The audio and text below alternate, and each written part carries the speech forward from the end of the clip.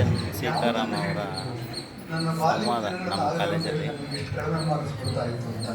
ನನ್ನ ಮುಂದಿನ ದಿನಗಳಲ್ಲೂ ಅದೇ ಆಯಿತು ನನಗೆ. ಅಷ್ಟು ಮಾತ್ರ ನಾನು ಹೇಳ್ಬೋದೆ. ನನ್ನ ಬಾಲ್ಯ ದಿನಗಳಲ್ಲಿ ನನ್ನ ಅಕ್ಕ ಅಮ್ಮ ಎಲ್ಲರೂ ಚೆನ್ನಾಗಿ ನೋಡಿಕೊಂಡ್ರು. ನನ್ನ ಅಕ್ಕ ಇಲ್ಲ ಈಗ.